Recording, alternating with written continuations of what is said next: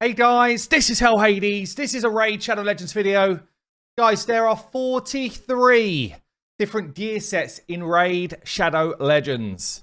I think you can get by with 15 of those to have like really successful accounts. So I'm going to go through the 15 gear sets that you actually need to worry about, and I'll show you how I use them in this video. Oh, let's go. So Raid can be pretty daunting, right? You've got all of the different gear sets available in the Forge. You've got all of the different gear sets when you go into dungeons. And it's like, where should I farm? What should I be looking for? And actually, when I've got the gear that I want, how should I use it? And these are questions that anyone coming into the game is pretty overwhelming to answer, honestly. So we're going to try and break it down in this video here. 15 gear sets I actually use, and I use them on a multitude of champions. So we're going to kick this off. We're going to kick this off with the gear set that can only be won through tournaments. And, you know, people assume, therefore, that it's probably the best gear set in the game. And it is Relentless. Relentless gear is interesting because in other games that are a bit like this, it tends to be the best gear set. You get a chance to get an extra turn. That sounds like it is incredibly good. In Raid, although it is strong, I actually don't feel like it's one of the strongest. So I use it in fairly niche situations. I use it on champions where I really just want them to cycle turns extremely fast. But you do have to kind of weigh up how good is your Relentless gear. Is getting an extra turn on someone like a Scylla the Drakes as good as you just running faster? Yeah, so if I went all speed gear here instead of going with Relentless set, would I just get to my extra turns quicker anyway? And I would normally pick a different gear set over this one, which has got more utility than Relentless. But Relentless can be good on someone who has got abilities or passives that do something when they get another turn. So Scylla's passive here, you gain a heal every time she gets a turn, which is really strong. And we do want to get back to her stun as quick as we can. Doom Priest is another good example. You gain a passive heal and a cleanse every time she has a turn. So champions like that, where their passives benefit your team, can be really good in Relentless gear. But I would say it's not as big a gear set as people think it is. And also, you know, I always say this, and I'm going to throw this out there, stats over sets. So if you have got crap Relentless gear because you just can't win many tournaments, don't throw Syl into Relentless gear or Doom Priest into Relentless gear if the stats just don't make any sense. The stats over sets in most situations until your gear is really good. Okay, we're going to go on to the second gear set here, which is farmable from Doom Tower. So you craft it in the Forge, and it is going to be Guardian Set. The wearer absorbs 10% of the damage dealt to your allies and gets a heal every turn. So the heal every turn is nice. Yeah, it's a bit like that kind of passive heal every time you get a go. But the 10% damage reduction from your allies, it really goes on a tank who is going to keep the rest of your team alive. It's particularly good in certain clan boss setups if you're not building an unkillable team. So the champion that I've got it in right now is Krisk. Krisk is mainly in my... he's in some of my Hydra stuff, but he's mainly in my Demon Lord clan boss setup. And he is there protecting other people in my team. So when I'm building someone out with Guardian Set, really I'm looking for high defensive stats, high health, and high defense. Doesn't need to be as high as this, by the way. This is purely for damage. But basically, I'm looking for somebody that can absorb damage from others. And then because he heals for percentage of his health, you actually want high HP as well. So yeah, Guardian Set can be really strong in the right situation. But again, it's a bit of a niche situation. You don't have it everywhere. You might put Guardian Set on a defensive champion in an arena team, in an arena defense team, to try and protect whoever's going to do your damage, as another example. The next one is going to be Stalwart gear. I mean, Stalwart gear, I'd say, is less impactful than it used to be. So if you imagine most of the damage that we take in the game is AoE damage. Yeah, it's people hitting all of your team at the same time. In the arena, you're going to be taking a full AoE hit. In Hydra, it's mainly AoE damage. Clan boss, mainly AoE damage. Pretty much any boss that you're fighting hits your whole team. Okay, so Stalwart gear, straight up, reduces the amount of damage you take from AoEs. Yeah, it's a really good set. It's farmable from Dragon. And, you know, as you're going to be farming Dragon for some of the other sets we talk about, Stalwart gear is going to be effective for you anyway. I will say it's probably dropped down the order a bit because there's just other really strong gear sets. You know, if I was doing this video a year ago, I would have loads of examples of champions that I've built in Stalwart to show you. But actually, I don't have that many anymore. Yeah, I used to put my Geomancer in Stalwart because he just has to stay alive. But there's other gear sets that are more beneficial for him now. But yeah, definitely, again, arena defense, or if you're building like long-lasting clan boss teams, Stalwart gear can be a really good one. And again, because of the type of gear set it is that you're trying to stay alive, there's kind of two options in terms of stats you're looking for. It's either going to be more defensive stats just to kind of keep you alive even more, or you might even put Stalwart on a high damage dealer. So you want them to be able to take a hit, but actually you want to punch out a lot of damage as well. So you might be looking for real kind of high crit rate, crit damage, and attack percent type of stats for Stalwart. Okay, next gear set then. And I'm going to call out two at the same time here, because you've almost got the old school version, which is immunity gear. And I run immunity gear currently on in a Go Second Arena team. So you know, you've got someone like a Hedgie coming at you, tries to hit you with all of his nasty stuff. Well, immunity gear will stop you getting any debuffs on you for 2 turns. That's all it does, though. It doesn't give you any more stats, any more benefits. And it's really a kind of arena-specific set. Outside of arena, because it only lasts for 2 turns, there's really not any content that makes sense to wear it. But immunity gear will either be like a high speed, probably with some good accuracy for champions that set up your team, or you might have a high damage set, as you'll see here on my Trunda in immunity gear. So again, she is basically full damage immunity gear, waiting to smack people when we get our turn. But yeah, immunity set's still really effective. And again, that can be farmed up nicely from Fire Knight. So Fire Knight's, you'll see as we go through here, there's quite a lot of sets from Fire Knight that are still super relevant. The other one that kind of falls into the same bracket, and honestly, it's just a straight upgrade from immunity gear, is Stone Skin gear. Yeah, so the other one that kind of falls into this same bracket is Stone Skin gear that we get from Hydra. And honestly, I mean, when I did my re-gear for Arena, so many champions I could have put in Stone Skin gear just because it's so damn crazy. So it's pretty much like immunity gear. You can't take any debuffs whilst you've got your Stone Skin buff active. This is only farmable from Hydra, but you get a good amount on a weekly basis, so it shouldn't take long to get some sets going. Cool thing about Stone Skin is you don't really need a lot of stats either, because you just don't really take any damage. But with Stone Skin, you do actually get additional stats as well, which is why it's just better than immunity gear. Plus, in Stone Skin, they cannot reduce your turn meter, which they can do with immunity gear. With immunity gear, they can just cleanse that buff off. Stone Skin, it's only a 50-50 if they can cleanse it off. So Stone Skin just is a straight upgrade to immunity gear by like a long way. So yeah, Stone Skin becomes like a crazy gear set for arena-based stuff. Not bad, actually, outside of the arena as well, because you do get little bonuses along the way. So it might be that you could do it as a 2-piece or a 4-piece with a 2-piece of something else and still get some benefit in normal content. But Stone Skin definitely risen up as one of the best sets in the game. Okay, another set that comes out of Fire Knight here is going to be Stun Set. And I talked about this a lot on my free-to-play account. Stun Set on people that do AoE hits is really effective, especially if you don't have a lot of ways to control enemies. Yeah, if you're struggling with stuff like Faction Wars or any wave-based content, then Stun Sets basically can just enable you to beat content that you couldn't before. Fun fact about any set like this, I've said it a million times, but probably new people watch these videos. Any set that has got an active ability like Stun, you need 0 accuracy for the set to land its ability. Yeah, so if you're just trying to build someone high damage and can't afford the accuracy in your build, and their build or their abilities don't really matter that much, then you could go 0 accuracy Stun Set and still have a chance to land control. So things like Stun Sets and Day Sets and that's where they gain some benefit.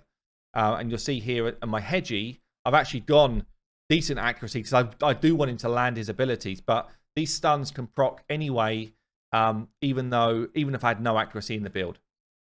So stun set generally is on people that have got AoE hits. If they've got all AoE hits, it's even better. Champions like Bellowers, Skull Crowns. Yeah, people that are going to do a lot of AoE smacks, stun set becomes really, really effective. Deliana, actually another one that's really effective for. But yeah, still useful, still great in Faction Wars. Outside of Faction Wars, it's got kind of like less use, but still like Doom Tower waves, waves leading up to bosses in like Dragon, whatever, can be really useful. So yeah, another one from Fire Knight here. Okay, I don't have anyone in this gear set on my main account.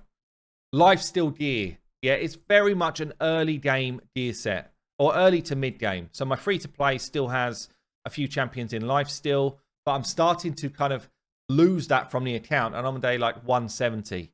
Yeah, so Lifesteal gear is your bread and butter as you're working your way through Clan Boss, as you're working your way through any content really, up until the point where you get to that mid game where you start to be able to utilize champions' abilities and effects more so than you need to constantly be healing up. Doesn't mean that there's no use case for Lifesteal gear as you kind of get further down through the game. There is some places where you just kind of like, it's just going to help me. But generally, you use it less and less as you get further into the game and you find champions that kind of replace what Lifesteal is doing. Or you find champions that got things like Leech, which helps you to replace Lifesteal as well. So yeah, it's a really, really great set up until kind of that mid-game. And if you think about it, you are healing for percentage of the damage that you do. So the best ways to use Lifesteal is either on people that just hit hard and you build them with 100% crit and some good stats, or people that have got War Master or Giant Slayer masteries, and actually the damage that you do on something like a Clan Boss from that War Master hit will also give you a heal. So that's, until you get top tier masteries or some damage, Lifesteal gear is actually pretty useless. So yeah, just bear that in mind. Okay, and there's also Blood Thirst or whatever from Doom Tower, Blood Shield, I don't know what it's called. But anyway, the other Lifesteal one from Doom Tower that you can forge basically does the same thing. But obviously you've got to go out and find it. Bloodthirst, yeah. So you've got to go and find it from beating up Doom Tower. So the next one, which has really kind of risen in my rankings in terms of gear sets, is Regen gear. Regen is like the best gear set to be able to solo anything in the game. Yeah, so you're healing for 15% of your health every turn, right? So you want high HP to be able to get the real benefit of that. But if you're trying to solo Scarab Boss, Regen Set's the way to go. If you're any of these champions that do things like solo Dragon or solo Ice Golem, generally they're in Regen Sets. Yeah, and Regen Set has become one of the best gear sets in the game. It's also worth kind of calling out, if you've got lower level champions trying to beat up Faction Wars, like a level 40 or 50, and you've got no intention of 6-star in them, one of the best ways to keep them alive is by putting them in Regen gear. Yeah, because they won't have the stats to kind of keep themselves alive naturally. So you put relatively good HP on them, put them in Regen gear, and you'll find you actually kind of push yourself up a number of different levels in Faction Wars just by kind of putting someone in this gear set. The other thing to bear in mind is, generally, you want people to be quite quick. Yeah, because it's not actually the case with Urost. Urost, I want him to be hit. But generally, you want people to be quite quick because you only get your heal when you have your turn. Yeah, so the more turns you're taking, the more often you're going to be healing. But Regen Set is really, really effective. Okay, this is another one that's kind of risen in the ranks over the last year or so, especially since we've been able to set our own AI setups. And that is Reflex gear coming from Ice Golem. This really is the only reason that I farm Ice Golem. And Ice Golem is probably one of my least favorite places to farm. But Reflex gear is well worth it for anyone who does enemy max HP skills, or for anyone who's got an ability that you just need to get back off cooldown as quick as possible, and perhaps they don't have other abilities that you need to use. So for example, on Geo here, I really want his A3 to go out on as many Hydra mobs as possible. Yeah, as many Hydra heads. So I want this A3 back as often as I can get it. So what I do is I turn off his A2 so that the only skill that could cool down is his A3. He's in Reflex gear, which gives me a 40% chance to get a random skill cooldown reduced when you get a turn. And then you're like, bam, you get back to that A3 really fast. On someone like a Cold Heart, you might do the same. I don't think I've got anyone geared that way right now, but because I don't need it. But on Cold Hearts, it's a good one to do as well, to try and get the Heart Seeker back as quickly as you can get it. Royal Guards, same type of thing. The Royal Guard, you see I've got one here built out, and I want to get his enemy max HP skill back as often as I can. So Reflex gear becomes really, really strong for people where you've got one skill you want to get back. Or if you've got someone who's only got one skill that actually cools down. So someone like a Bad L, who's only got one active skill in the A2, that's actually a good champion to do it for as well, because you've only got one skill that you're trying to cool down the whole time. Do be aware with something like Reflex Set, that if you're trying to properly speed tune something to work, then Reflex can actually just throw everything out because you're getting your skill back at the wrong time. So just bear that in mind as well. Okay then, the next one is, and it's kind of like two gear sets mixed into one now because we've had a new set pop up. But Shield Set is still very, very strong. I've got a Shield Set Necrit here. You shield based on the amount of HP that you've got. So you can see here I'm going very high HP. I'm basically throwing out a mammoth shield on the rest of my team so that nobody is going to die. Yeah, so Shield Set is extremely good if you're struggling to get through content, wave-based content, or if you're looking for someone to protect your team in like a go second arena team. So you're expecting to take a hit. Shield Set will just kind of help you through. Now, the shield can be removed by someone like a Madame Cerise or a Kaima or whatever. So, you know, bear that in mind in terms of who you're up against. But yeah, Shield Set still really effective. And in the same bracket now, I'm going to call out this new set, which is part of the Forge Pass right now, Bolster Set. It's the same set, apart from you also get a heal every turn. It's just a straight upgrade. Yeah, it's actually an incredibly good set. So anyone who's doing the kind of Forge Pass stuff, yeah, it's worth it this time. This set is like an upgrade on Shield Set, which was already one of the top sets for a bunch of stuff in the game. This is a really high value, I think, in terms of playing now. Okay, then let's move on to a damage set, Savage Gear. There's also Lethal Gear, which is available from Dark Fae, which is a straight upgrade on Savage Gear. So you get crit rate on top of the ignoring defense. But ignoring defense is the best way to do damage in the game. So Savage Gear, even though it doesn't give you any more damage stats, it's just straight up going to let you hit harder. So anyone that I've got where I don't need something specific otherwise is going to be in Savage Gear. If I look at my main arena, Nuka, he's in Savage. He's actually in Savage and Cruel. So we're kind of lump Cruel into this group as well, where Cruel Gear ignores a percentage of defense, but it's only 5, and then gives you increased attack. So Cruel Gear is in the same kind of group, but Savage Gear is by far the best one of those. And anyone really that you're building in Savage should be crit capped. They should be pushing their main stat of damage, and they should be pushing a lot of crit damage as well.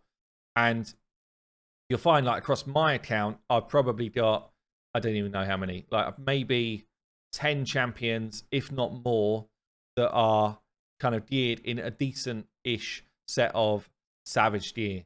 And that's, I don't have good enough lethal gear, honestly, to make the change. I didn't farm enough Dark Fae yet, but that would just be a straight upgrade if I get some more lethal gear going on. Okay, so we get into the last couple here.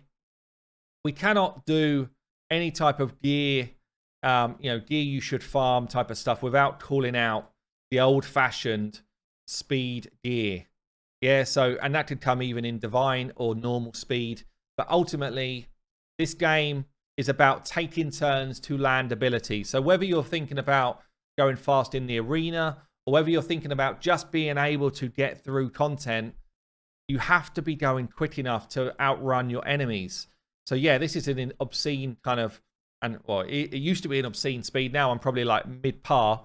But yeah, basically getting your champions to rotate through their skills as quickly as possible will enable you to win a lot more stuff. Yeah, so even on my free-to-play, I aim to get people to at least 180 speed. Anyone who's doing any content for me, 180 speed. So normally, even if I'm using one of those other funky gear sets that we've talked about in this video, the last 2 slots, up until the point where you're super endgame, the last 2 spots will be speed. Yeah, and you're looking for, especially on speed gear, you're looking for speed rolls. Yeah, you're looking to get speed rolls on them, and then you're also looking to put some sort of big fat glyph against the good rolls that you get as well. Yeah, and that's generally where you're at.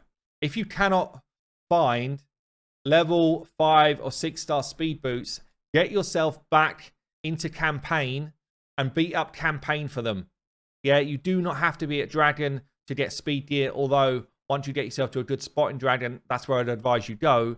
You can get yourself into campaign and beat up,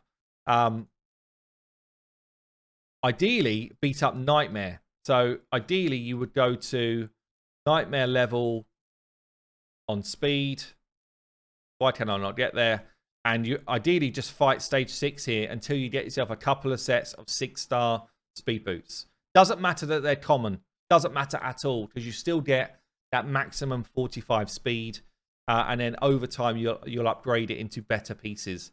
But, you know, I'm still wearing common speed boots on my free-to-play now. And, you know, I'm like 170 odd days in. Right, so the final set then, and probably the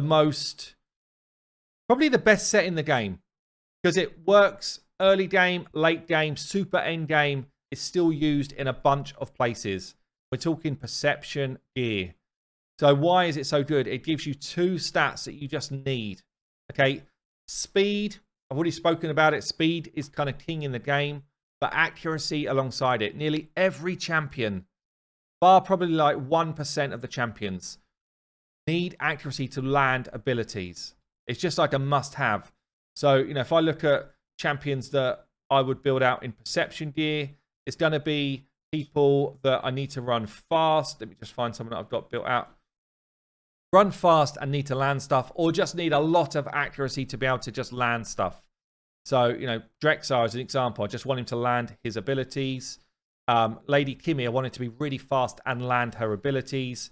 Kaimars, I want him to be fast and land their abilities. That's the type of builds that you need to do. But even if I come back to my free-to-play, low-level account, most of the people that are in my faction war teams are wearing at least 2 pieces of perception gear, because it gives me an extra 40 accuracy to hit those kind of like minimum accuracy bits that I need. Anyone who's going into Doom Tower on my free-to-play is going to be in perception gear as well. You know, perception gear is probably one of the most used sets on across all of the accounts that I've ever run, and it will continue to be because it's just so damn good. So there you go, guys. 15 gear sets out of the 43, which I think can just help you through the game, and I think you can almost like discount the other ones as very niche sets. Doesn't matter, that doesn't mean they're never used. It just means that they are in way more kind of niche content rather than you know, kind of must have. Now, some of these areas that you farm are kind of like, you know, Hydra, where you just kind of do it. Doom Tower, you want to choose the best farm spot for you, depending on which gear set you want.